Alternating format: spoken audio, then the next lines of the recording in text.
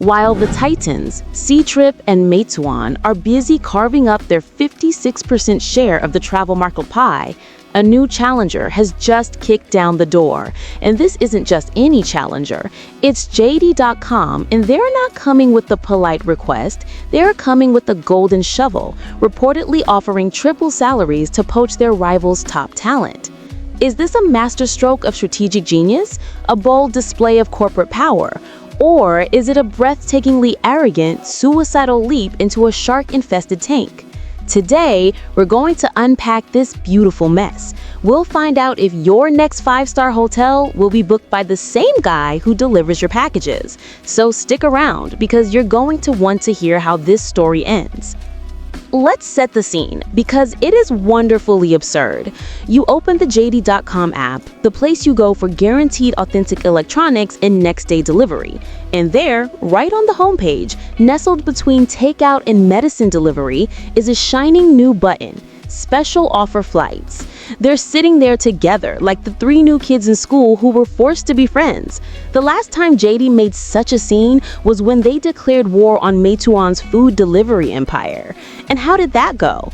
Well, let's just say the Meituan delivery guy is still delivering my lunch, not a JD one. Yet. Before the dust has even settled, Big Brother Lu Qiangdong has already pulled up a chair to the high-stakes poker game currently being played by Ctrip, Meituan, and Fliggy. What does this tell us? Apparently, being a Chinese tech giant means you have to be a master of multitasking, juggling more ventures than a serial cheater juggles alibis. But the real kicker, the truly audacious move, is happening behind the scenes. The rumor mill is churning with tales of JD offering 3 times the salary to lure employees from Ctrip and Meituan. We're talking monthly salaries of 70,000 RMB for architects. The job descriptions might as well have said, P.S. Defectors from Ctrip and Meituan are highly encouraged. If you bring your former employer's secret plans, we'll even throw in a signed photo of our founder. Now, JD hasn't officially admitted this, of course, but look at the way they frantically push JD Travel to the app's front page. It has all the panicked energy of a student pulling an all-nighter to finish their homework right before class. So, the million-dollar question, why bow? On the surface, the answer is obvious. The tourism market is a gushing oil well. Last year, the Chinese spent 7.5 trillion RMB on travel. To put that number in perspective, that's equivalent to the entire country collectively buying a brand new Boeing 777 every 3 days. But the real reason is far simpler and far more desperate. It's 4 little words. Traffic is everything. Data from last December shows JD's monthly active users at 550 million. That sounds huge when you compare it to Taobao's 945 million, Douyan's 852 million, or Pinduoduo's 716 million. Take Douyan, the relative newcomer that's already making serious waves in the travel sector. It's projected to have hit 80 billion RMB in travel GMV last year. JD neither has the user base, the insane engagement of over 1.5 hours per day, nor the rich content ecosystem that Douyin has. This means its ability to convert its existing users to a new service is, to put it mildly, pathetic compared to Douyin.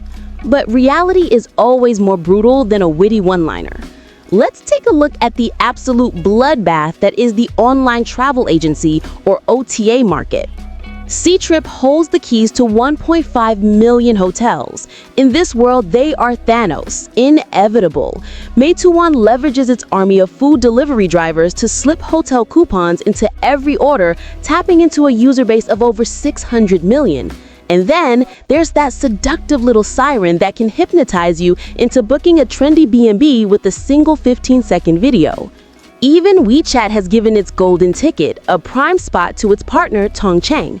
By 2024's GMV figures, the top 5 players, Ctrip, Tongcheng, Meituan, Fliggy, and Douyin, command 56%, 15%, 13%, 8%, and 5% of the market respectively. That's 95% of the entire market.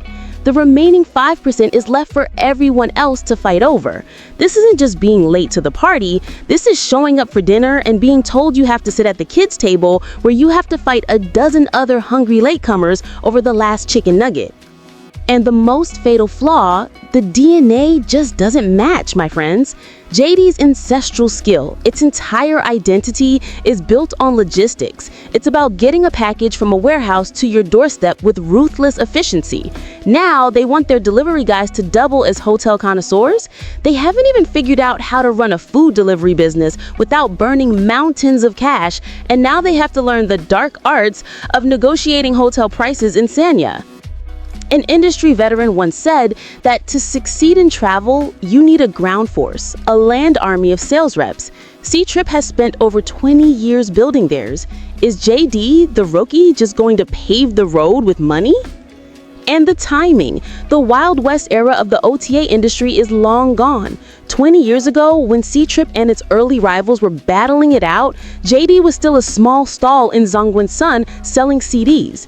Today, the market structure is more set in stone than the terracotta army. For a newcomer to even have a chance, they must answer 3 philosophical questions. Why would a user switch platforms? Why would a hotel give you the best price? And when the massive subsidies run out, what's going to keep you alive? Let's not forget Douyin's travel GMV grew by a staggering 3.5 billion last year. How in the world does JD expect to catch that? Frankly, the most bizarre part of this whole saga is the context. C-Trip is posting record profits. Meituan is backed by its 600 million strong foodie user base. Douyin converts viral content into bookings seamlessly. And here comes JD just waving a giant bag of money like a rookie poker player who goes all in on the first hand without even looking at their cards. When asked about their strategy, the only answer seems to be, we have too much money and it's burning a hole in our pocket. But lies don't hurt people. Numbers do. Looking at last year's financial report, JD's revenue growth has been stuck in the single digits for 3 years. And while their core retail and logistics businesses are barely growing, their new businesses, including the ill-fated food delivery venture, saw revenue plummet by 28%. This year, even as overall revenue growth ticked up, the operating loss rate for these new ventures ballooned from 13.8% to a staggering 23.1%, all while their profitable core businesses run on razor-thin margins. So let's get back to our core question. Is Big Brother Lou holding a secret weapon, or is this just a desperate act of a patient trying any cure they can find? If you ask me, trying to convert e-commerce traffic into travel bookings has a fundamental bug. Would you buy a fishing trawler at a farmer's market? Do you book a flight to the Maldives while sitting on the toilet? I opened the JD app for one reason: guaranteed authentic products with blazing fast delivery. Or maybe, just maybe, for a 2-for-1 milk tea deal, not for a vacation package. The pressure for growth that Wall Street puts on these tech giants is more intense than a mother-in-law nagging you to get married.